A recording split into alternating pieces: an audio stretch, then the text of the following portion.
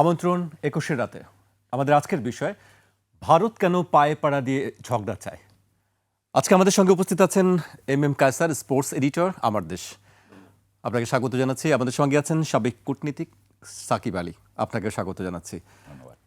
আমাদের আজকের বিষয়ে ভারত কেন পায়ে পাড়া দিয়ে ঝগড়া চায়, আমি এম কায়সারকে দিয়ে শুরু করতে চাই। কায়সার ভাই, আলোচনা যাবার আগে আমি শশী থারুরের একটি মন্তব্য উল্লেখ করতে চাই। তিনি কয়েকদিন ধরে কথা বলেছেন, আজকেও কথা বলেছেন। তিনি বলছেন, ভারতীয় কর্তৃপক্ষকে দায়ী করেছেন ভারতীয় কংগ্রেস নেতা শশী থারুর। তিনি বলেছেন, এই বিব্রতকর পরিস্থিতি ভারত নিজেরাই ডেকে এনেছে। এক্সে দেয়া পোস্টে শশী থারুর লেখেন, এতে আশ্চর্যের কিছু নেই, এই লজ্জা আমরা নিজেরাই ডেকে এনেছি। এটি ভারতের জন্য লজ্জাজনক, এটি তিনি বলেছেন। কায়সার ভাই, আসলে আপনি কিভাবে দেখছেন যে ভারত আসলে কেন এই সময় এই বিষয়টি মানে সামনে নিয়ে আসলো? আপনি শশী থারুর প্রসঙ্গ যেটা বলেছেন সেটা যদি আপনি একটু বিশ্লেষণ করেন তাহলে সেখানেই সব উত্তরটুকু কিন্তু রয়েছে, যে সমস্যাটা তৈরি করেছে ভারত নিজেই, এবং এই সমস্যাটা কিভাবে এসেছে তার যদি আপনি একটু অ্যানালাইসিস করতে বলেন আমাকে, তাহলে আমি এখানে তিনটা শব্দ বলবো। একটা হলো যে উগ্র এক্সট্রিমিস্ট, আপনি ধর্মীয় উস্কানি, এবং এই ধর্মীয় উস্কানি এবং উগ্র এক্সট্রিমিস্টদেরকে আপনার কাছে নতজানু হয়ে যাওয়ার সরকার, এই তিনটাকে যদি আপনি একসাথে যোগ করেন তাহলে কিন্তু এই রেজাল্টটা আসছে এখানে। এবং আপনি দেখবেন যে এই মোস্তাফিজকে কেন্দ্র করে যে বিষয়টা ভারত যে সমস্যাটা তৈরি করেছে, এই সমস্যাটা ভারতের মধ্যে, খোদ ভারতের মধ্যে শশী থারুর কিন্তু তাদের রাজনীতিবিদ এবং খুব পরিচিত রাজনীতিবিদ। তো শুধু শশী থারুর না, আপনি দেখবেন যে ভারতের ক্রিকেটাররাও, মোহাম্মদ কাইফ, মদনলাল, তারাও কিন্তু এই সমস্যাটা তুলে ধরেছেন এবং তারা বলেছেন মুস্তাফিজ কি ক্ষতি করেছে, মুস্তাফিজ কি কাউকে আক্রমণ করেছে, মুস্তাফিজকে তাহলে কেন খেলার জন্য বাধা দেওয়া হচ্ছে। তার চেয়ে আশ্চর্যজনক বিষয়টা হলো, আপনি দেখবেন আমার কাছে মনে হচ্ছে যে ভারত যে যুক্তিটা তুলে মুস্তাফিজকে আইপিএল থেকে বাদ দিয়েছে, ঠিক এটা যে একেবারে হিপোক্রেসির পর্যায়ে পড়ে, তার জন্য আপনি দুটো উদাহরণ আমি আপনাকে দেব।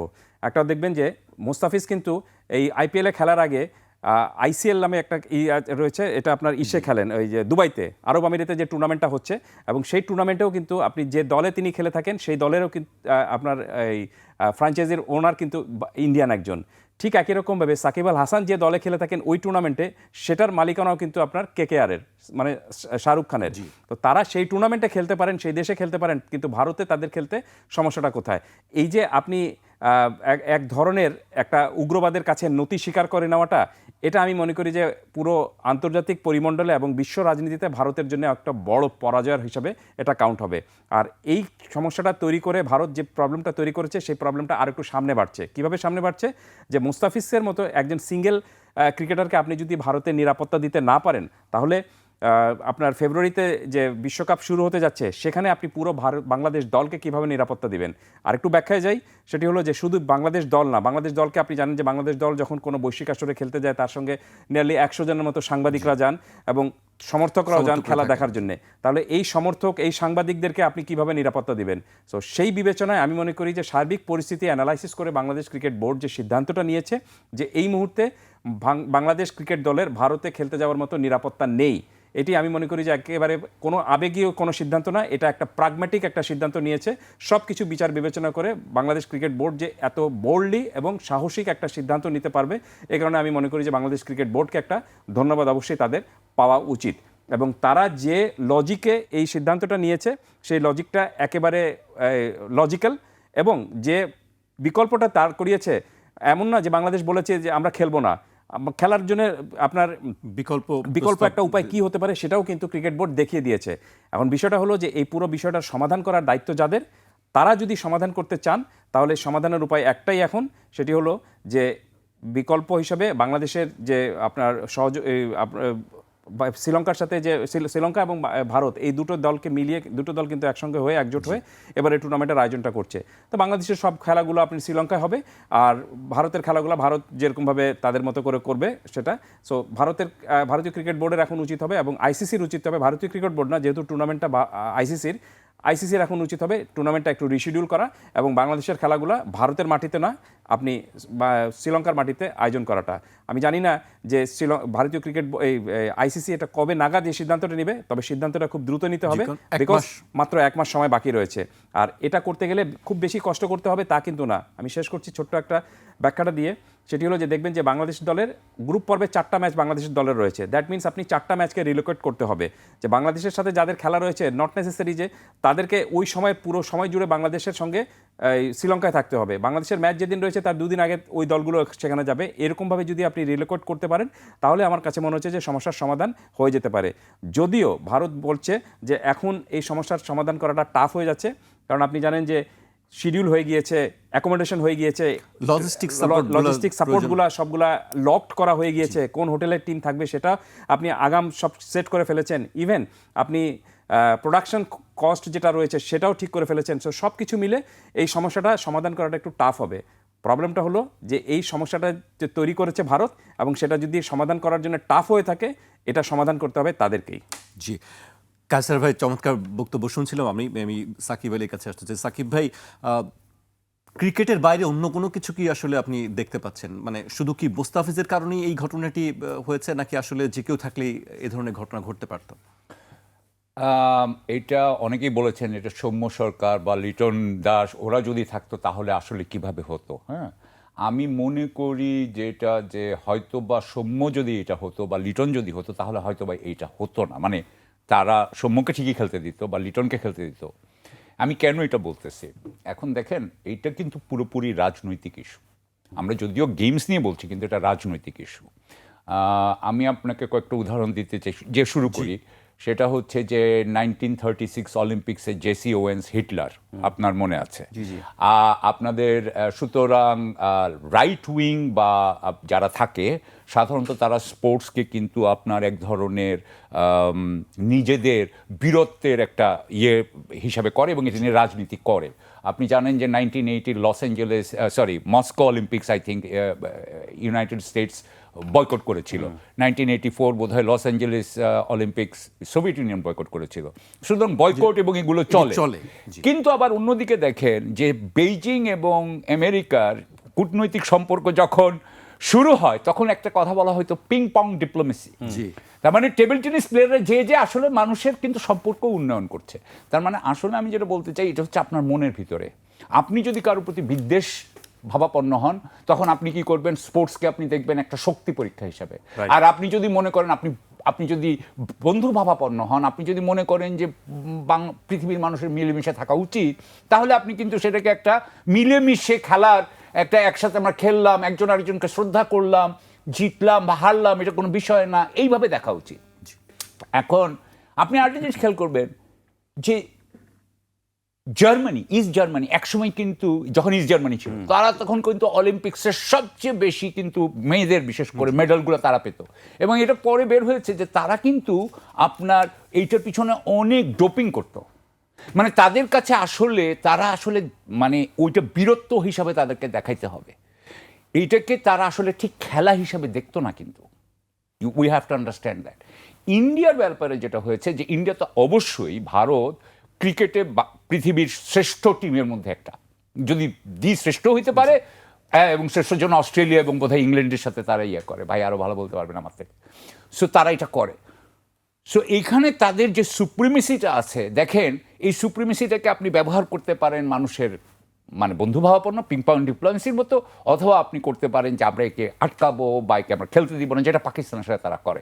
একটু আগেই ভাই বলতেছিলেন যে ওয়ার্ল্ড কাপে এখন পর্যন্ত আমরা ফাইনাল কোথায় হবে জানি না, কারণ পাকিস্তান খেললে এক জায়গায় হবে, কারণ ওইটা তখন ভারত আর হতে পারবে না।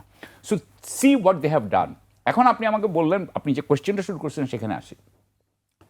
আসলে শেখ হাসিনার পতনের পরে ভারত কিন্তু কোনো জায়গায় আমাদেরকে ছাড় দিয়েছে বলে আমি মনে করি না। হয়তো বা কিছু ব্যবসা হচ্ছে, আমাদের যে খাবার দাবারের হচ্ছে, পেঁয়াজ টেয়াজ এগুলো হয়তো হচ্ছে, বাট আপনি বলেন প্রথমে আমাদেরকে ভিসা আটকায় দিল মেডিকেলের, তারপরে আমাদেরকে আপনার গণমাধ্যমে চরম হলো যে আমরা এখানে বোধহয় আমাদের হিন্দু ধর্মাবলম্বী ভাই বোনদেরকে একেবারে মেরে হত্যাযজ্ঞ করে ফেলতেছি, যেটা আমি দেখি না।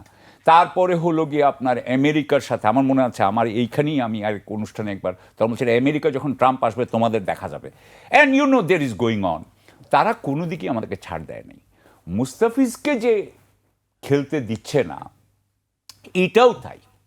এই ব্যাপারে একজন সাংবাদিক, ভারতীয় সাংবাদিক একটা সুন্দর কথা আমি এখানে বলার আগে একটু বলি। দেখেন, শেখ হাসিনাকে আমরা বাংলাদেশের জনগণ তাকে আপনার ক্ষমতাচ্যুত করলো, সে পালিয়ে গেল হচ্ছে আপনার ইন্ডিয়ায়। এখন যদি বাংলাদেশ ভারতের সাথে সম্পর্ক উন্নয়ন যদি হয়ে যায় বা ধরেন একটা মোটামুটি হয়ে যায়, তাহলে ভবিষ্যতে কোন দেশ আর ভারতের পক্ষের হবে? আর শেখ হাসিনা ভারত পাবে না।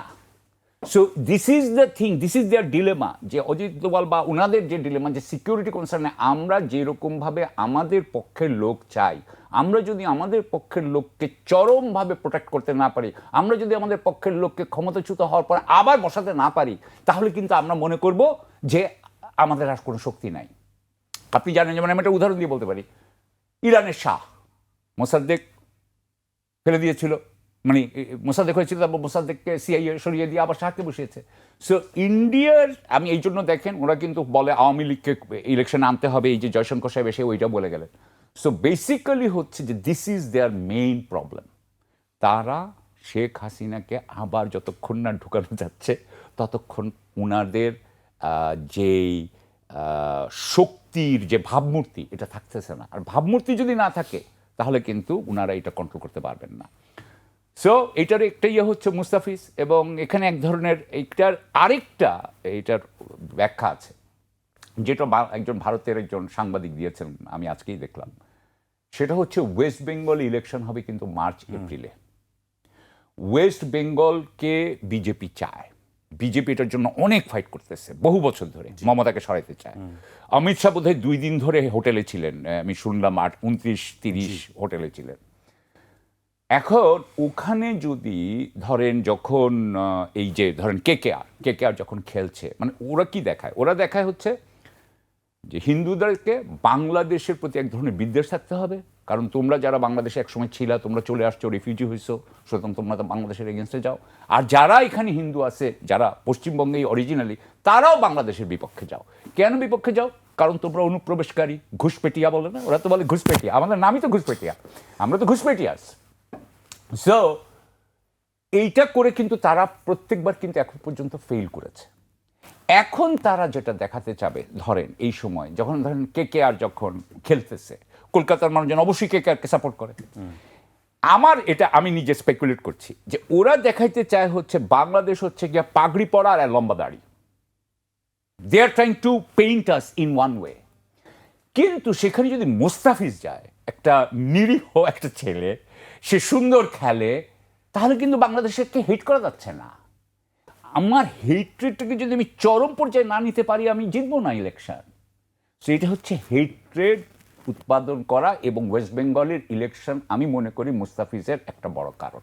এবং আজকে একটা বলে শেষ করি, ভাই যেটা বললেন যে বাংলাদেশ টিমের 3টা খেলা বোধহয় কলকাতায়, নাকি আপনি 3টা ম্যাচ কলকাতায়, একটা মুম্বাইতে। আমি তো মনে করি এখন এটা শোনার পরে আমার মনে হচ্ছে বাংলাদেশের টিমে যাওয়া উচিত, খালি আর কিছু না, বিজেপিকে হারানোর জন্য ওয়েস্ট বেঙ্গল ইলেকশনে। কারণ বাংলাদেশের ছেলেগুলো যদি যায়, তাহলে তাদের এগেইন বাংলাদেশের প্রতি একটা ভালো আসবে। কিছু আমরা তো যেতে চাই, কিন্তু আমাদের সিকিউরিটি তো দিতে তারা বাধ্য, সেটা আরেক জিনিস। আমি আপনাকে 2 রকম কথা বলছি, একটা বলছি সিকিউরিটির কারণে যাওয়া উচিত না, কিন্তু আপনি যদি ওইটাও চিন্তা করেন, তাহলে কিন্তু এইটাও একটা আমাদের চিন্তা হচ্ছে যে আমরা তো চাই না যে বিজেপি যদি ক্ষমতায় আসে আমাদের জন্য সমস্যা হচ্ছে। সাকিব ভাই, আপনার কাছে আবারও আসবো, আমি কায়সার ভাইয়ের কাছে আসতে চাই।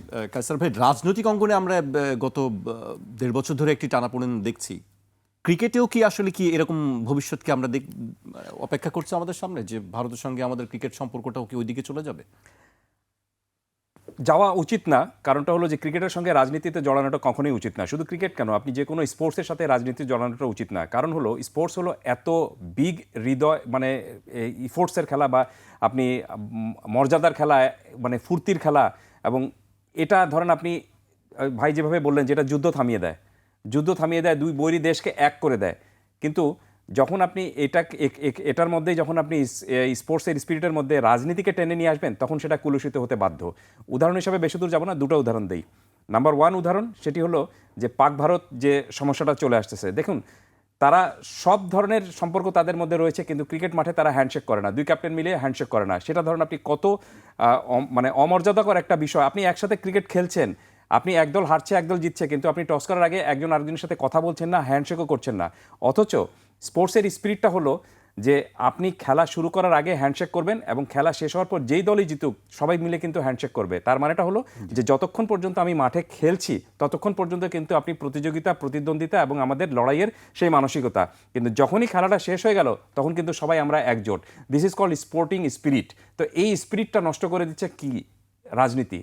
এবং দেখুন, এই রাজনীতি, এটা তো আমি ভূ রাজনীতি, পাক ভারত রাজনীতির কথা বললাম।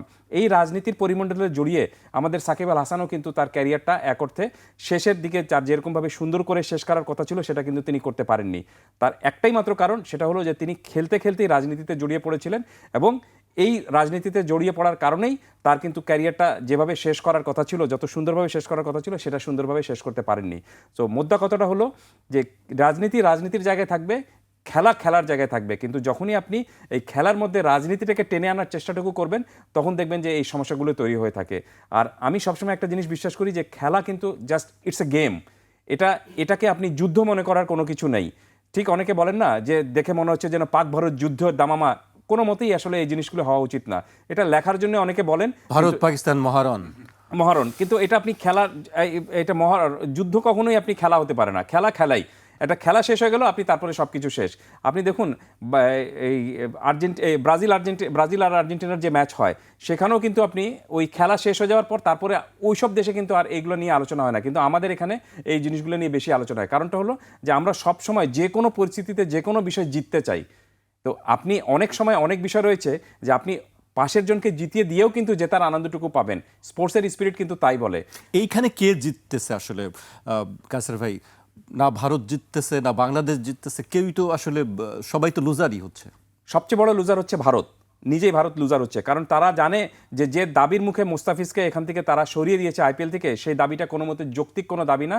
এবং এই যুগে এই সময় এই দাবি মেনে নেওয়ার মানেটা হলো যে আপনি উগ্র জাতীয়তাবাদটাকে প্রশ্রয় দিচ্ছেন, আপনি ধার্মিক মানে উগ্র যে মানে আপনার ধর্মীয় উস্কানি যে বিষয়টা রয়েছে সেটাকে আপনি প্রশ্রয় দিচ্ছেন।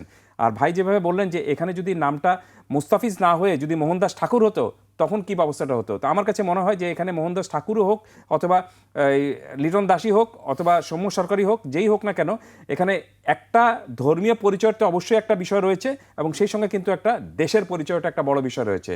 সো এখানে যেই যেত, আমি মনে করি যে ভারত সেখানে বাধাটুকু দিত অবশ্যই। ধর্মীয় মনোভাবটা, ধর্মীয় পরিচয়টা একটা বড় বিষয় অবশ্যই, এবং সেই সঙ্গে বাংলাদেশ এই পরিচয়টা কিন্তু অনেক ইম্পর্টেন্ট একটা ইস্যু হয়ে দাঁড়াবে। আর সবচেয়ে বড় বিষয়টা হলো যে দেখুন, আইপিএল হবে কিন্তু আপনার এপ্রিলে, তার আগে কিন্তু ওয়ার্ল্ড কাপ। তো তারা কিন্তু কখনই বলে নেই যে বাংলাদেশ ওয়ার্ল্ড কাপ খেলতে না আসুক, মুস্তাফিজ খেলতে না আসুক, সেটা তারা চাচ্ছে, যেটা এপ্রিলে হবে। আর ওয়ার্ল্ড কাপ হবে আপনার ফেব্রুয়ারিতে, সেটা পুরো বাংলাদেশ দল যাবে, কিন্তু তারা কখনই বলে নেই যে বাংলাদেশ না আসুক, সেটা তো তারা চাচ্ছে বাংলাদেশ আসুক। তো আপনি এই এপ্রিলে মুস্তাফিজকে দেখতে চাচ্ছেন না, কিন্তু ফেব্রুয়ারিতে আপনি পুরো বাংলাদেশ দলকে দেখতে চাচ্ছেন। তো এর চেয়ে বড় হিপোক্রেসি আর কি হতে পারে?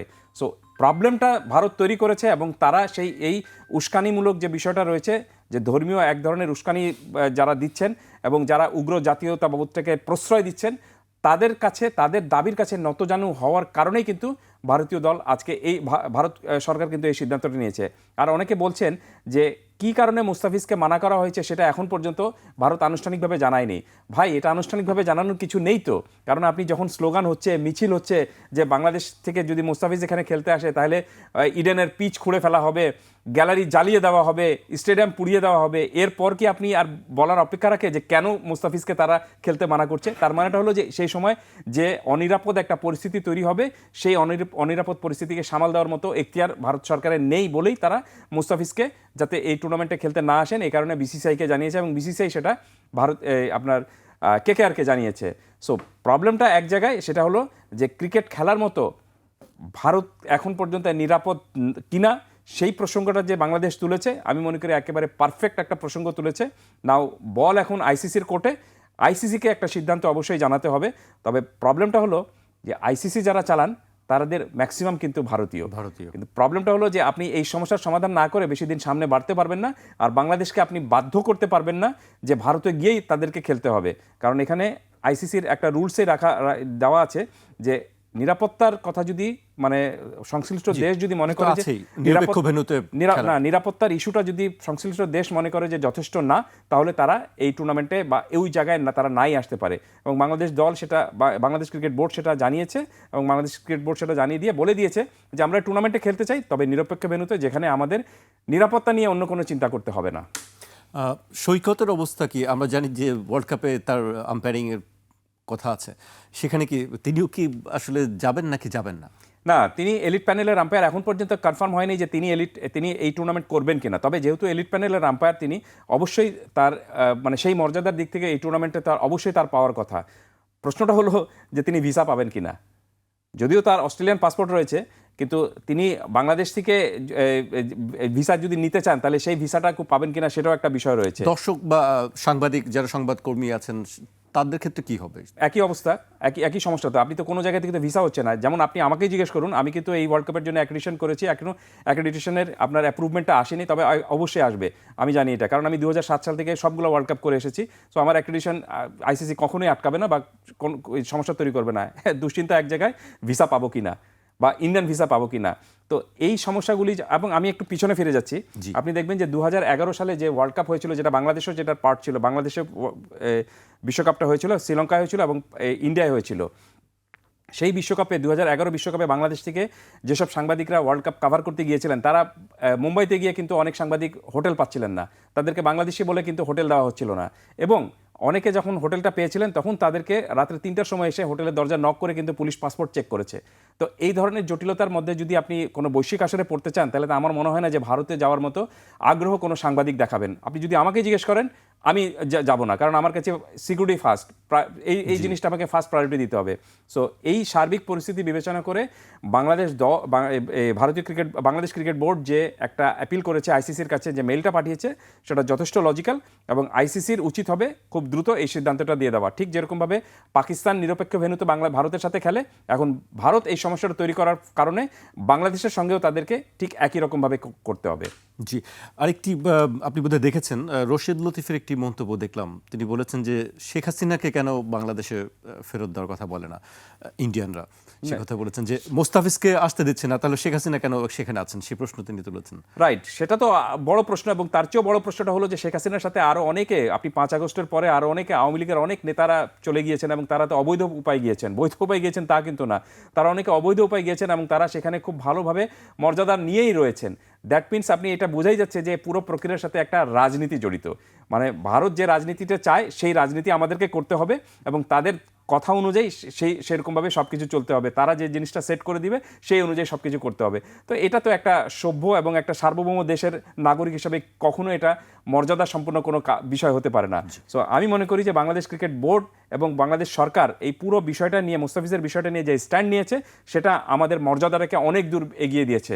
এই মর্যাদাটাই হলো আসল জিনিস। আপনি একটা বিশ্বকাপে যদি না খেলেন, তাতে আমি মনে করি না যে অনেক বড় কোনো কিছু হারিয়ে যাবে বা কিছু চলে যাবে, কিন্তু যখনই when you lost your dignity, আপনি যখন মর্যাদা হারিয়ে ফেলবেন, তখন সেটা কিন্তু উদ্ধার করা সম্ভব হয় না। এই কারণে আমি মনে করি যে বাংলাদেশ ক্রিকেট বোর্ড যে সিদ্ধান্ত নিয়েছে এবং সরকারের যে পরামর্শটা সরকার দিয়েছে, এই সব কিছুই খুবই লজিক্যাল, এবং এখানে আবেগজনিতভাবে কোনো সিদ্ধান্ত বাংলাদেশ নেয়নি, সেটা তারা নিয়েছে খুবই বাস্তব চিন্তা করে।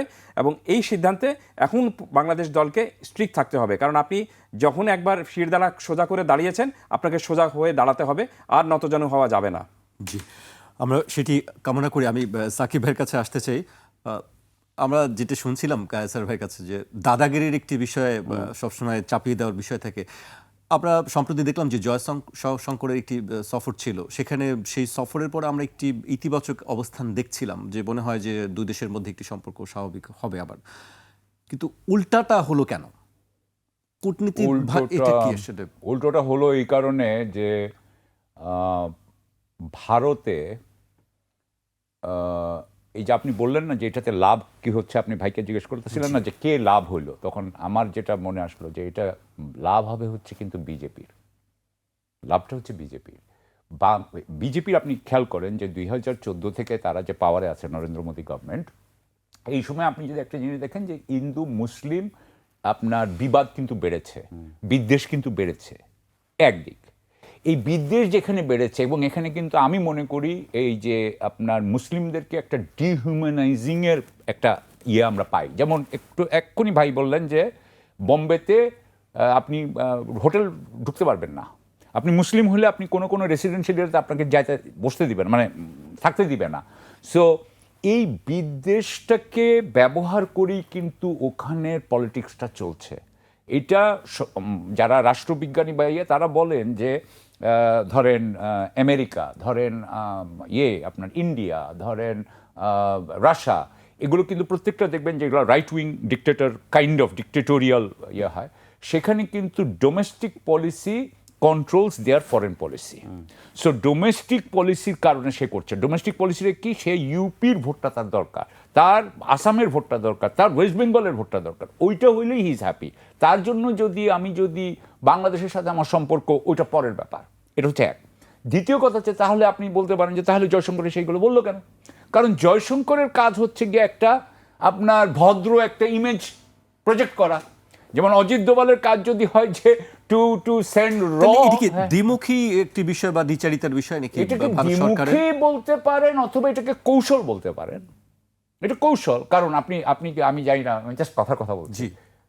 আপনি ক্লাইভের চিঠি দেখছিলেন, কখনো পড়ছেন? সিরাজউদ্দৌলাকে যে চিঠি লিখছিল পলাশির আগে, দেখেন কি সুন্দর চিঠি, তোমাকে ছাড়া আমাদের কিছুই হচ্ছে না, আমরা আর কিছু করতে না পেরে আমরা আসতেছি। So this is diplomacy. আপনি মুখে বলবেন যে আমরা এটা চাই, কিন্তু আপনি কাজে দেখছেন যে তারা চায় না। আর ভাইয়ের একটা কথা আমি একটু করি, এখানে বিজেপি, আরএসএস থেকেও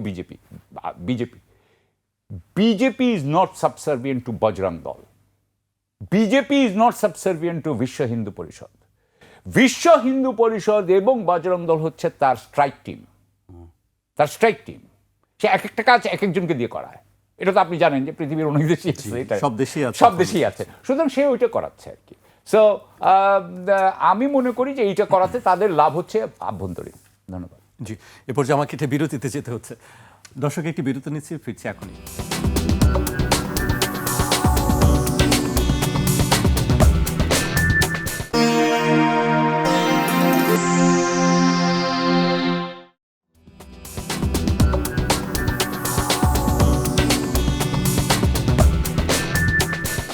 বিরতির পর আবারও স্বাগত। আপনারা দেখছেন ২১ রাত। আমাদের সঙ্গে আছেন সিনিয়র সাংবাদিক এম কায়সার, স্পোর্টস এডিটর আমার দেশ পত্রিকায়। আমার সঙ্গে আছেন সাবেক কূটনীতিক সাকিব আলী। আমি কায়সার ভাইকে দিয়ে শুরু করতে চাই এ পর্যায়ে। ক্রিকেট কূটনীতি নিয়ে আমরা কথা বলছিলাম যে আসলে এটার আর্থিক ক্ষতিটা আসলে কার বেশি হবে? ভারতের দিকে নিশ্চয়ই এটার ক্ষতিটা বেশি হবে মনে হয়। না, আমি আজকে এই রিপোর্টটা দেখছিলাম। এটা আর্থিক ক্ষতি তো অবশ্যই ভারতের হবে, কারণটা হলো যে তারা টুর্নামেন্টের আয়োজক, যেহেতু এখন তাদেরকে আবার এটা রিশিডিউল করতে হলে নিশ্চিতভাবে তাদের অনেক ধরনের আপনার প্ল্যানগুলো আবার নতুন করে সাজাতে হবে, আপনার অনেক ধরনের ক্ষতির সম্মুখীন হতে হবে। সব কিছু মিলে আমি দেখলাম যে এখানে প্রায় 30 কোটি টাকার মতো, 30 কোটি রুপির মতো একটা ক্ষতিটা হবে। তো এই 30 কোটি rupee it's not a big মানি আপনি ভারতীয় ক্রিকেট বোর্ডের জন্য। সো আর্থিক ক্ষতিটা বড় বিষয় না। বড় বিষয়টা হলো যে এই সমস্যাটা কেন তৈরি হবে। আপনি যখনই, সবচেয়ে বড় বিষয়টা হলো যে আপনি যখনই একটা বৈশ্বিক কোনো টুর্নামেন্টের আয়োজন করবেন, তখন সেখানে আপনাকে অনেক কিছু চিন্তা করতে হবে যে যারা পার্টিসিপেট রয়েছে, দলগুলো রয়েছে, এবং সেই পার্টিসিপেটরি দলগুলোর যারা সমর্থক আসবেন বা সাংবাদিকরা আসবেন, তাদের জন্য আমার নিরাপত্তা থেকে শুরু করে বাদবাকি সব কিছু আপনার সুবিধাগুলো এমন সুন্দর করে করতে হবে যেন তারা এই টুর্নামেন্ট শেষ করে গিয়ে বলতে পারে যে ইয়েস, আমরা একটা সুন্দর টুর্নামেন্ট করেছি, আমরা একটা ভালো দেশে এসেছিলাম। যদি আপনি আমাকে বলেন, তাহলে আমি আপনাকে একটা উদাহরণ মনে করিয়ে দিচ্ছি।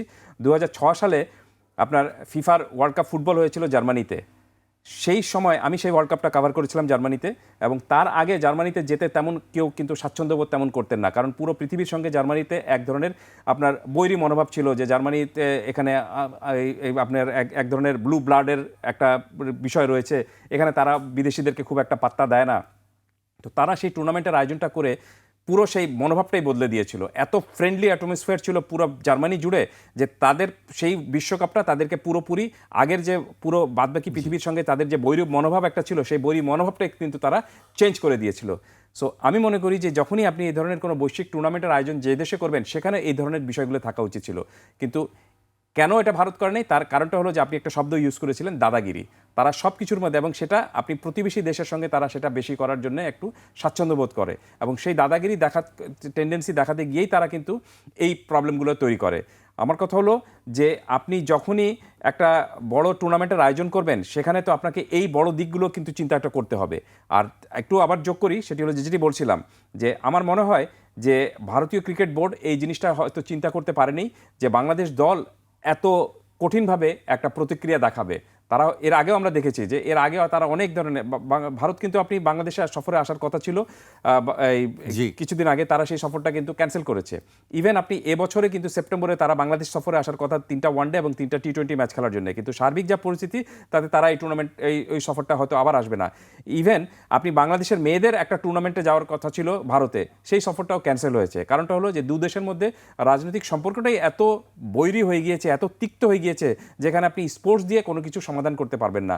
সো সমাধানের জায়গাটা কিন্তু ভাই যেভাবে বললেন যে সমাধানের জায়গাটা কিন্তু আপনি পররাষ্ট্র মন্ত্রণালয়, আপনি সেখান থেকে যদি ঠিক না হয় দু দেশের পররাষ্ট্র মন্ত্রণালয়, এবং দু দেশের এই যে মানে এক দেশ সম্পর্কে আরেক দেশের সঙ্গে যে একটা বৈরী মনোভাব চলে এসেছে, এই মানে কূটনীতিতে যখনই আপনি একটা ভালো একটা পর্যায়ে না আসবে, যখনই আপনি ইতিবাচক পর্যায়ে না আনতে পারবেন, ততক্ষণ পর্যন্ত আপনি হয়তো খেলবেন, কিন্তু ওই যে ওইরকম হবে যে আপনি হ্যান্ডশেক করবেন না। তো ওই খেলায় কোনো লাভ নেই যে খেলায় আপনি একজন আরেকজনের চেহারা দেখতে চান না, কথাই বলতে চান না, শুধুমাত্র টস করে আপনি খেলায় নেমে গেলেন, একজন আরেকজনকে হারানোর জন্য চলে গেলেন। কিন্তু খেলা সেটা বলে না, খেলা কিন্তু সেটাই বলে যে আপনি এখানে খেলবেন, দু দলের কোনো এক দল জিতবে, কিন্তু আনন্দটুকু পাবে যারা এখানে জয়ী হয়েছে তারাও আনন্দটুকু পাবে, এবং যারা হেরেছে তারাও জয়ী পাবে, এবং সবচেয়ে বড় আনন্দ পাবে যারা খেলাটা দেখতে আসছে। সো এই খেলার মর্যাদাটাকে আমি মনে করি যে এটার মধ্যে যখনই আপনি রাজনীতিটাকে ইনপুট করে দিয়েছেন, তখনই এটার বিষ বাষ্পটুকু ছড়াতে শুরু হয়েছে আর কি। এর আগেও আমরা দেখেছি, আমি একটু ব্যাখ্যা যাচ্ছি, এর আগেও আমরা দেখেছি কিন্তু অনেক টুর্নামেন্টে আপনি দেখবেন যে বৈশ্বিক আসরে অনেকে বয়কট করেছেন বা অনেকে আপনি খেলতে যাননি। আপনি 1996 সালে যে একটা টুর্নামেন্ট হয়েছিল, ওয়ার্ল্ড কাপ ক্রিকেট হয়েছিল, যেটা শ্রীলঙ্কা, ভারত এবং পাকিস্তান 3 দেশ মিলে উপমহাদেশে প্রথমবারের মতো ওয়ার্ল্ড কাপ ক্রিকেট হয়েছিল। সেই টুর্নামেন্টে কিন্তু অস্ট্রেলিয়া শ্রীলঙ্কায় খেলতে যায়নি, কারণ তামিলদের সাথে তখন যুদ্ধ চলছিল, এবং অস্ট্রেলিয়া বলেছিল যে তারা এখানে নিরাপদ অনুভব করছে না, দেখে যায়নি। ওয়েস্ট ইন্ডিজও কিন্তু যায়নি, তাতে অস্ট্রেলিয়ার কেমন কোনো ক্ষতি হয়নি, হয়তো 2টা পয়েন্ট তারা হারিয়েছিল, কিন্তু সেই বিশ্বকাপে অস্ট্রেলিয়া ফাইনালে পর্যন্ত খেলেছিল। আরেকটু পরে আসি 2003 বিশ্বকাপে, যেটা হয়েছিল জিম্বাবুয়ে এবং কেনিয়াতে, সেখানেও কিন্তু ইংল্যান্ড খেলতে যায়নি, কেনিয়াতে খেলতে যায়নি। কারণটা হলো যে তারা বলেছিল এখানের হিউম্যান রাইটসটা ঠিক নেই, এবং জিম্বাবুয়েতে খেলতে যায়নি নিউজিল্যান্ড, এই একই লজিক দেখিয়ে যে নিরাপত্তা পরিস্থিতি ঠিক ছিল না। সো নিরাপত্তা পরিস্থিতি যদি ঠিক না থাকে তাহলে, এবং আপনি যদি নিজেকে যথেষ্ট নিরাপদ বোধ না করেন, তাহলে আমি মনে করি যে সেখানে খেলতে যাওয়ার কোনো মানেই নেই। কারণ আপনি যদি সেখানে খেলতে যান, তো ব্যাট বলের ক্রিকেট কি খেলবেন যখন মনে হবে যে আমাকে বের হওয়ার সময় কে নিরাপত্তা দিবে, বা আমি কোথাও হোটেলে খেতে গেলে খেতে পারবো কি না, যে প্রবলেমে পড়েছিল কিছুদিন আগে কিন্তু পাকিস্তানও। সো একই রকমভাবে ভারতের এই প্রবলেমটা ভারত নিজে তৈরি করেছে, এবং তারা যদি এটার খুব দ্রুত সমাধান করতে না পারে, তাহলে আমি মনে করি যে এই বিশ্বকাপে, টি20 বিশ্বকাপে চ্যাম্পিয়ন যে দলই হোক, ভারত অনেক আগে হেরে গেছে। সেটি তো নিশ্চয়ই, খেলার আগেই ভারত হেরে গেছে খেলায়। আরেকটি বিষয় আমি আপনার কাছে জানতে চাই যে আসলে আপনি বলছেন যে পয়েন্ট দিয়ে দেওয়ার বিষয়টি, বাংলাদেশের ক্ষেত্রে কি এরকম আসলে ওয়াকওভার দিয়ে দেওয়ার কোনো বিষয় কি নিয়ম আছে কি? না, এটা অনেক দূরের বিষয়। আমি মনে করি না যে সেটা পয়েন্ট দিয়ে দেওয়ার বা ওয়াকওভার দিয়ে দেওয়ার কোনো কিছু রয়েছে। কারণটা হলো যে 4টা ম্যাচ যখন একই ভেন্যুতে হবে, আপনি 4টা ম্যাচে যদি না খেলেন, তাহলে তো আপনি এমনি স্ক্র্যাচ, টুর্নামেন্ট থেকে আপনি বাদ পড়ে যাবেন এটার জন্য। সবচেয়ে বড় বিষয়টা হলো যে ওদিকে আমাদের যাওয়ারই দরকার নেই, আমাদের সামনে বিকল্প ব্যবস্থা রয়েছে। আপনি শ্রীলঙ্কায় আমরা খেলবো, আমরা ভারতে খেলবো না, আমরা ভারতে খেলবো না, আমাদেরকে শ্রীলঙ্কায় আমরা খেলবো, আমাদের সিকিউরিটি পারপাসের জন্য আমরা সেখানে যেতে রাজি নই। অনেক লজিক্যাল পয়েন্ট রয়েছে। জাস্ট এই কারণেই আপনি পাকিস্তান কিভাবে খেলছে, পাকিস্তানকে তো ভারত ডাকছে না যে সেখানে খেলতে হবে। আইসিসি কি আমাদের অনুরোধ মানবে? আপনি কি মনে হয়? অবশ্যই মানা উচিত, আমি মনে করি মানা উচিত। আমরা চাই যে মানা উচিত, কিন্তু শেষ পর্যন্ত যদি মানে কোনো সেখানে ক্ষেত্রে বিকল্প কি আসলে? না, এটা দ্বিতীয় কোনো বিকল্প নেই। আমি মনে করি না যে সেখানে বিকল্প কোনো কিছু রয়েছে। বিকল্প একটাই, যে বাংলাদেশ যেহেতু ভারতে খেলতে চাচ্ছে না সিকিউরিটি রিজনে, অতএব বাংলাদেশ দলকে যেখানে খেলতে চাচ্ছে সেটার জন্য এমন তো না যে আমরা বলছি যে আমরা আরব আমিরাতে খেলবো। আপনি ভেন্যু কিন্তু রয়েছেই, আপনি শ্রীলঙ্কায় ভেন্যুটা রয়েছে, যা শুধু শ্রীলঙ্কায় যারা রয়েছেন তাদেরকে আপনি এখানে নিয়ে আসেন, আর বাংলাদেশকে শ্রীলঙ্কায় নিয়ে যান, তাহলে কিন্তু সমস্যার সমাধান হয়ে যাবে। আর তার চেয়েও বড় বিষয়টা হলো যে সমস্যাটা তো বাংলাদেশ তৈরি করেনি, সমস্যাটা ইন্ডিয়া তৈরি করেছে। এখন সমাধানটা আইসিসিকে করতে হবে, ইন্ডিয়াকে সাথে রেখে। আর সবচেয়ে বড় বিষয়টা হলো যে আপনি যখনই, যেটা একটু আগে বললাম, যে আপনি যখনই ক্রিকেট খেলতে যাবেন সেখানে যদি মাথায় চিন্তা থাকে যে বাইরে গ্যালারিতে আপনার বাজে স্লোগান হচ্ছে, অথবা আপনি বাইরে বলেই তো দিয়েছে যে মুস্তাফিজ খেলতে গেলে উইকেট পিচ জ্বালিয়ে দেবো, স্টেডিয়াম জ্বালিয়ে দেবো, তো বাংলাদেশ খেলতে গেলে তো আরও অনেক বড় কিছু জ্বালিয়ে দেওয়ার বিষয়টুকু রয়েছে। সো এই আসপেক্টে আমি মনে করি যে এখানে আর মানে ইফস অ্যান্ড বাটস কোনো কিছু নেই। বাংলাদেশ এখানে কোনো মতেই, ইভেন ইন্ডিয়া একটা চালাকি করতে পারে, সেটা হলো যে আপনি দেখবেন যে তারা হয়তো বলবে যে যেহেতু বাংলাদেশের ম্যাচগুলো রয়েছে, 3টি ম্যাচ রয়েছে, গ্রুপ পর্যায়ে 3টি ম্যাচ রয়েছে কলকাতায়, এই ভেন্যুটা চেঞ্জ করে আমরা এটা মুম্বাই অথবা রাজস্থান অথবা অন্য কোনো জায়গায় করে দেয়, যেখানে আপনার এই উগ্র আপনার এই জাতীয়তাবাদ অথবা উগ্র সেক্ষেত্রে কি হতে এক্সট্রিমিস্টটা পারে? কম। আমি মনে করি যে সেই সিদ্ধান্তটাও বাংলাদেশের মেনে নেওয়া উচিত হবে না, কোনো মতেই সেটা মেনে নেওয়া উচিত হবে না, যে না আমরা ভারতে যেহেতু খেলার জন্য ভারতের কোনো জায়গায় খেলার মতো পরিস্থিতি নেই, আমরা নিরাপত্তা বোধ করছি না, অতএব আমরা এই সফরটা বা এই ট্যুরটা ভারতে করব না, আমরা এখানে বিকল্প হিসাবে পাশেই রয়েছে শ্রীলঙ্কা যদি আমাদেরকে আয়োজন করে দেন তাহলে আমরা সেটাতে করতে পারবো। এবং আমি যতদূর জানি ICC is going to take a positive জি, আমরা সেটি অ্যাকশন। জি জান। আরেকটি বিষয় আপনার কাছে জানতে চাই যে আইপিএল সম্প্রচার স্থগিত, মানে নিষেধাজ্ঞা দেওয়া হয়েছে আইপিএল সম্প্রচারের ক্ষেত্রে, এটি আর আসলে কিভাবে দেখছেন আপনি?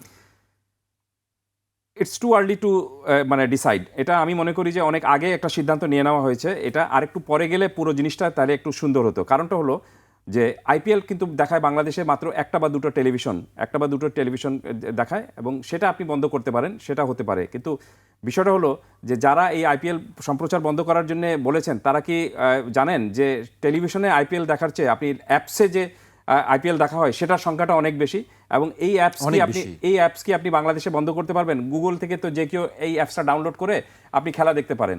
সো সেটা আমার কাছে মনে হচ্ছে যে এই বিষয়গুলো একটু সিদ্ধান্ত নেওয়ার আগে আরেকটু চিন্তাভাবনা করে এবং আরও একটু সময় নিয়ে তারপর যদি সিদ্ধান্তটা আসতো তাহলে খুব ভালো হতো। কিন্তু আপনি যখনই কোনো একটা সিদ্ধান্ত খুব দ্রুততার সঙ্গে নিতে চাইবেন, তখন দেখবেন যে সেখানে একটা ধরনের জটিলতা তৈরি হবে। আর যদি আপনি আইপিএল বন্ধ করতে চান, তাহলে স্টার প্লাস বন্ধ করবেন না কেন? আপনি স্টার জলসা বন্ধ করবেন না কেন? তো সেগুলো বন্ধ করা উচিত যদি আপনি সেটাই বন্ধ করতে চান। সো সব কিছুর মধ্যেই যদি আপনি একটু চিন্তাভাবনা করে আবার আরেকটু মানে রিয়েলিস্টিক ওয়েতে যদি চিন্তাভাবনা করে সিদ্ধান্ত নেওয়া যায়, তাহলে দেখবেন যে আপনি সেই সিদ্ধান্ত নেওয়ার ক্ষেত্রে এগিয়ে থাকবেন। জি, চমৎকার বক্তব্য শুনলাম আমরা কায়সার ভাইয়ের কাছ থেকে। আমি দাদাগিরির পর একটু মোড়লগিরির বিষয় নিয়ে একটু আলোচনা করতে চাই, ভেনেজুয়েলার প্রসঙ্গটি তুলতে চাই সাকিব ভাইয়ের কাছে। মানে আমেরিকা আসলে এই সময় আমরা সবাই জানি যে শুনছি যে তেলের জন্যই মূলত তার সম্পদটাই কাল হয়ে গেছে ভেনেজুয়েলার। মানে এই বিষয়টিকে আপনি কিভাবে দেখছেন? আমেরিকার আমি যেভাবে দেখছি সেটা হচ্ছে যে আমেরিকা রাইট নাও, এগেইন আমি একটু আগে বলেছিলাম যে ডোনাল্ড ট্রাম্পও কিন্তু ডোমেস্টিক কারণে কিন্তু ফরেন পলিসি চালায়। তো ডোমেস্টিক প্রবলেমটা হচ্ছে যে আমেরিকা এখন পার ইয়ার $2 ট্রিলিয়ন ডেফিসিট আছে। ওরা ওদের ট্রেজারি বিল বিক্রি করতে হয়। তো $2 to $3 ট্রিলিয়ন প্রতি বছর বিক্রি করা কিন্তু অনেক কঠিন। সো দে নিড, আমি কিছুদিন আগে কথা বলছিলাম, কিন্তু ওরা বলছে, একজন ইকোনমিক এক্সপার্ট সে বলতেছে যে একটা সরকারেরও কিন্তু ব্যালেন্স শিট আছে, সরকারেরও কিন্তু আপনার অ্যাসেট থাকে। তাহলে এখন সরকার বোধহয় চাচ্ছে যে ওই যে ভেনেজুয়েলার তেলটা আছে না, এটা হবে হচ্ছে গিয়ে তার আপনার অ্যাসেট। সে যদি এটা কোনোভাবে এটাকে অ্যাসেট দেখাইতে পারে তাহলে কিন্তু তার ইকোনমিক সিচুয়েশন একটু বেটার হবে। আমেরিকাকে মহান করার কথা তিনি বলেছেন। আমেরিকাকে মহান তো করতেছেন না, কিন্তু এটা ডাকাতি হচ্ছে, আসলে এটা ডাকাতি হচ্ছে। ডাকাতি করে উনি নিজের ব্যালেন্স শিট ঠিক করতে চাচ্ছেন। এবং অনেকে বলে, এখন যেটা বলছে যে ভেনেজুয়েলা অ্যাটাক করে, এই যে আপনি জানেন যে কিন্তু রিফাইনারিগুলো খালি পড়ে রয়েছে আপনার টেক্সাস এবং লুইজিয়ানাতে, যে রিফাইনারিগুলো, কারণ রিফাইনারিগুলো তৈরি করা হয়েছে 1950-এর দশকে। এই রিফাইনারিগুলো যেই তেল ব্যবহার করে সেটা কিন্তু হচ্ছে ওই ভেনেজুয়েলান তেলের মতো। তারা কিন্তু ওই যে শেল অয়েল যেটা ছিল, that they cannot refine. So shale oil, তারা কিন্তু শেল অয়েল প্রচুর প্রডিউস করে, কিন্তু শেল অয়েল দিয়ে তাদের রিফাইনারিগুলো বসে থাকে। সো সে রিফাইনারিগুলোকে চালানোর জন্যও কিন্তু তার এই ভেনেজুয়েলার তেল দরকার। থার্ড আমি যেটা বলবো সেটা হচ্ছে গিয়ে যে আপনি জানেন যে ডোনাল্ড ট্রাম্পের ভিতরে ডোমেস্টিক্যালি এপস্টিন ফাইল বলে একটা ঘটনা চলছে, যে ওর ভালো ফার্স্ট নেমটা ভুলে যাচ্ছি, যাই হোক, এপস্টিন ছিল একজন আমেরিকান, জুইশ আমেরিকান, যে আপনার বলা হচ্ছে যে এটা কিভাবে বলবো, আন্ডার এজ মেয়েদেরকে সে খুব পাওয়ারফুল লোকদেরকে একসাথে করত, এবং এটার পিছনে মোসাদ ছিল বলে বলা হয়। এইটা ডোনাল্ড ট্রাম্প এই যখন ইলেকশনের সময় বলেছিলেন যে আমরা এপস্টিন ফাইল সবাইকে বলে দিব, কারণ এটা ডেমোক্রেটরা করেছে। কিন্তু এখন উনি আর এটা প্রকাশ করতে চাচ্ছেন না, কারণ Epstein file is a big issue. এবং এখানে একজন, আমি সেদিন দেখলাম যে এক মহিলা, তার মুখ ব্লার্ড, কিন্তু সে ডোনাল্ড ট্রাম্পকে রেপের অ্যাকিউজিশন দিচ্ছে, অ্যাকিউজ করছে সে। যাই হোক, সো ব্যাপারটা হচ্ছে যে এপস্টিন যখন তার একটা বিরাট প্রবলেম আপনার ডোমেস্টিক পলিসিতে, তখন সে মানুষের সরাবে কীভাবে, মনোযোগ সরাবে কীভাবে? মনোযোগ সরানোর জন্য তার আছে কিন্তু ভেনেজুয়েলা। আরেকটা কথা হচ্ছে যে দেখেন এখন কিন্তু সে, এবং এই কেন আমি এটা বলছি, এখন সে বলতেছে, আপনি দেখছেন কিনা জানি না, যে আজকে কিন্তু সে কলম্বিয়াকে থ্রেট করছে, সে মেক্সিকোকে থ্রেট করছে, হ্যাঁ কিউবাকে থ্রেট করেছে, তারা as a matter of fact গ্রিনল্যান্ডকে থ্রেট করছে। তাহলে গ্রিনল্যান্ডও নিবে। এবং আমি একটু কয়েকদিন আগে একটু শুনছিলাম, আমাকে কোন কোন আমেরিকান কমেন্টেটর বলতেছিল যে they might even threaten Canada, they might even threaten Canada. So what is happening, কনসিকুয়েন্সটা কি আসলে? কনসিকুয়েন্স, যারা আপনার এই সমস্ত জায়গায় থাকে, যারা খুব বড় লোক হয় এবং যারা সারা জীবন এইভাবে, এবং আমেরিকাতে বিশেষ করে অন্য দেশেও থাকতে পারে, তারা আসলে কনসিকুয়েন্স চিন্তা করে না। তারা বলে আমি এটা করে ফেললাম, পরে দেখা যাবে, পরে আর যদি কিছু না হয় মেরে ফেলবো, বা তাকে পয়সা দিয়ে দিব, পয়সা দিব নাহলে মেরে ফেলবো। আমিও যে থাকবো এটাও তো নিশ্চয়তা নেই, আমিও যে থাকবো এটাও তো নিশ্চয়তা নেই। উনারা মনে করেন উনারা থাকবেন। আমি গতকালকে একজন, যে আপনি জানেন যে বিলিয়নিয়ারদের যে প্রত্যেকের যে বাংকার আছে, আপনি কি জানেন যে বিলিয়নিয়ারদের কিরকম প্রাইভেট সিকিউরিটি ফোর্স আছে? আপনি কি জানেন যে বিলিয়নিয়াররা কি মনে করে what is going to happen few days? নাহলে তারা বাংকার বানিয়েছে কেন? বাংকার বানিয়েছে কেন? সো আমি যেটা বলতে চাচ্ছি যে এটা গেল এক। দ্বিতীয়, আমি আরো একটা কথা বলতে চাই এখানে, যে দেখেন আপনি কিন্তু মাদুরোকে যেভাবে নিয়ে আসলো, 32 জন মারা গেছে। আমি একটা জায়গায় দেখলাম 32 জনই কিন্তু কিউবান বডিগার্ডস। সো বেসিক্যালি কোনো ভেনিজুয়েলান মারা যায় নাই। তার মানে ভেনিজুয়েলানরা যুদ্ধ করে নাই, ভেনিজুয়েলানরা গুলি করে নাই। চিনুক হেলিকপ্টারগুলোকে ইচ্ছা করলেই তাদের কাছে হাজার হাজার, বোধহয় রাশিয়ান ম্যানপ্যাড বলে, বুঝছেন, যে কাঁধের উপরে দিয়ে ঠাস করে মারা দেয়, ওরকম প্রচুর আছে। ওরা ইচ্ছা করলেই করতে পারতো, আর ওইটা তো আর আপনার প্লেন দিয়ে ওটা ফালানো যায় না, ম্যানপ্যাড। কিন্তু ওরা করে নাই। কেন করে নাই? কারণ কথা হচ্ছে যে, বলা হচ্ছে যে সিআইএ অলরেডি সবাইকে ঘুষ দিয়ে রাখছে, এমনকি ভাইস প্রেসিডেন্টকে ঘুষ দিয়ে রাখছে, ভেনিজুয়েলার ভাইস প্রেসিডেন্টকে ঘুষ দিয়ে, সবাইকে, প্রতিরক্ষা মন্ত্রী, আর্মি, সবাইকে দিয়ে এটা করেছে। আমি যেটা বলতে চাচ্ছি এখন, এবং আরও একটা জিনিস হলো, আপনি জানেন যে 2 ডিসেম্বরে বোধহয় তাদের একটা ন্যাশনাল সিকিউরিটি, তারা ন্যাশনাল ডিফেন্স স্ট্র্যাটেজি এরকম একটা কি করেছিল। তো স্ট্র্যাটেজি পেপারে একটা কথাই ছিল, ট্রাম্প বলছে যে western hemisphere belongs to us, যেটা ওই যে মনরো ডক্ট্রিন 1812, ওই মনরো সময়। সো ওরা বলতে চায় যে ওরা কিন্তু একটু পিভট করতেছে। মনে আছে আপনি যখন, আমি হলে যা হয়, এক সময় যখন ওবামা ছিল তখন তাদের পিভট ছিল টু এশিয়া। এখন ট্রাম্পের সময় the pivoting is to South America and America. তারা এখন সমস্ত সম্পত্তি চাচ্ছে। এবং এখানে একটা বড় জিনিস হচ্ছে, ওই যে আমি আপনাকে যেটা বললাম, যে অর্থনৈতিক যে বিরাট সমস্যা আমেরিকার হয়েছে, যেমন ধরেন আমেরিকা কিন্তু এখন আর ম্যানুফ্যাকচারিং ক্যাপিটাল না, তারা ম্যানুফ্যাকচার তৈরি করে না। তারা দেখছে যে চায়না একটা পিয়ার কম্পিটিটর বলে, মানে সমানে সমান প্রায় চলে এসেছে। তারা দেখছিল যেটা নিয়ে তাদের সবচেয়ে বেশি আপনার স্বপ্ন ছিল বিলিয়নিয়ারদের, সেটা ছিল এআইতেও দেখে যে চাইনিজরা একই লেভেলে, প্রায় একই লেভেলে চলে এসছে। সো তাহলে সে কোন জায়গার থেকে চায়নাকে সরাবে? সো চায়নাকে চায়না কিন্তু ওয়াজ ভেনিজুয়েলার top buyer of oil. So সে বলতে চাচ্ছে, এটা গেল, এটা আরেকটা। থার্ড আরেকটা জিনিস আছে এটার জন্য, সেটা হচ্ছে আমি ডলার অ্যান্ড পেট্রো-ডলার। আপনি জানেন যে 1971-এ, এটা বোধহয় একবার 1930-তে হয়েছিল, আবার 1971-এ হয়েছে, যে Saudi Arabia will sell oil only on dollar, right? So এখন যদি সৌদি আরবিয়া তো ব্রিক্সে জয়েন করেছে, তার মানে সৌদি আরবিয়া এখন আর ডলার ছাড়াও তেল বিক্রি করছে। সো এখন ভেনিজুয়েলাও কিন্তু ডলার ছাড়া তেল বিক্রি করছিল, হ্যাঁ, এবং তার খুব ব্যবসা হচ্ছিল। আমেরিকা চায় না যে ডলার ছাড়া ব্যবসা হোক, বিশেষ করে তেলের ব্যবসা হোক। সৌদি আরবকেও কিন্তু, আমি এটা বলে শেষ করব, যে এখানে এটাও বলা হচ্ছে যে সৌদি আরব কিন্তু সে এখনও এটা করে নাই, জানি না করবে কিনা, বাট ভেনিজুয়েলাকে অ্যাটাক করে সে তার পেট্রোডলারের একটা ব্যবস্থা করলো। আর ফাইনাল কথা আমি বলে শেষ করব, কারণ এই কূটনৈতিক ইয়ের মধ্যে অনেক ফ্যাক্টর থাকে। আপনি জানেন কিনা জানি না যে গত 10 দিন আগে বিবি নেতানয়াহু কিন্তু ওয়াশিংটনে ছিল। অ্যান্ড বিবি নেতানয়াহুর যেটা মেইন ইয়ে যেটা হচ্ছে যে they have to attack Iran again, they will attack Iran within probably a month, এটা ইরানিয়ানরা জানে।